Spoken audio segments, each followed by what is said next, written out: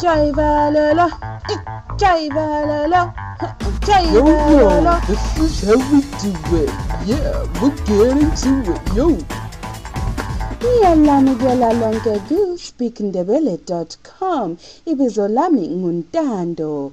Ilanga namhla ngumvulo mhla ka-6 kaNhlangula. Thank you, Ntando. That's another big welcome to all of you from all of us right here at speakndebele.com. My name is Dumile, and today is Monday, the 6th of June.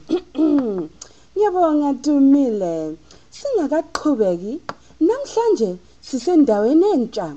Sisendaweni yokudla ekuthiwa ngumqulu kaMamoyo. Mamoyo's Kitchen. Thank you, Ntando, and thank you, Mamoyo. Just like Ntando said, today we are not in the new studio. We are in a new place. We are at a restaurant called Umqulu ga Mamoyo. That means Mamoyo's Kitchen. Ngiyabonga Dumile. Lapha kumqulu kaMamoyo kudliwa ezimnandi kuphela. Namhlanje siyabe sikhuluma ngazo ezimnandi. uMamoyo uzasincedisa ngendaba zethu zokuqala.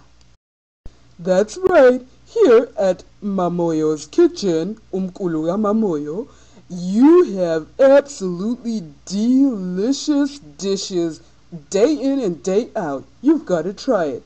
We've got Mamoyo here with us, and she's going to give us the first news of the day.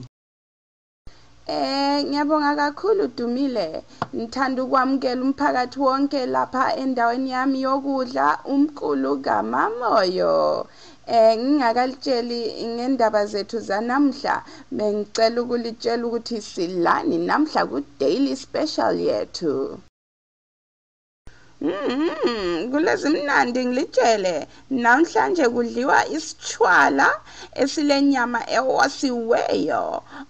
Phakathi kwenyama yethu ewosiweyo ungakhetha noma yini, phakathi kwenyama yenkukhu, inyama yenkomo, kumbe iBoerewors sausage. Ungakhuthelwa. Wow, Mamoyo, that sounds delicious. Ntando, care to join me for lunch? We'll be definitely coming to Umqulu ga Mamoyo today.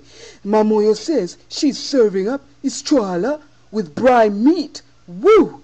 And you can choose between chicken, beef, or Boerewors sausage. Ngiyabonga Dumile. Njalo lingakhohlwa ukuthi lapha speakndebele.com abangani bami bayabeliphakulela ezimnandi liviki kulohlelo olutsha oluthiwa yikudla oluqalisa namuhla. Namhla siyabe sikhuluma ngomumbu. Ungakhuthelwa. Thank you very much for that update, Mamoyo. This week, we are beginning a brand new series called Ukudla. Ukudla means food. In this week's episode, we'll be talking about umumbu. Umumbu is maize and all its different uses. Find the lesson here at speakndebele.com or on our YouTube channel. Over to you, Ntando. Ngiyabonga Dumile. Sifuna ukulikhumbuza indaba ezimnandi ezokuthi uSpeak Ndebele 101 ufoundations kanye lo basic usephiwa mahala. Yebo mahala lapha ku website yethu ku speakndebele.com.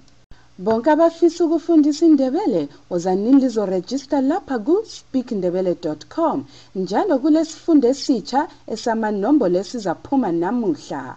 Wozanini lizosubscribe ku YouTube channel yethu. Siyakuthumela incwadi mchina singa-uploada ama-video amatsha viki ngeviki.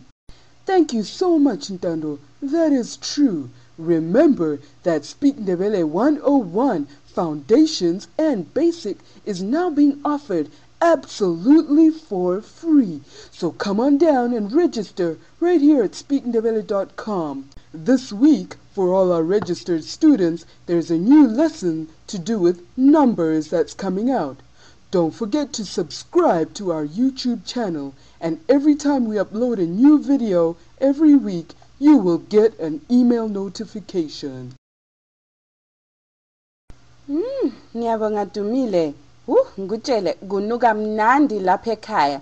Mamoyo, sicela ukukubonga kakhulu ukusivulela indawo yakho le enhle.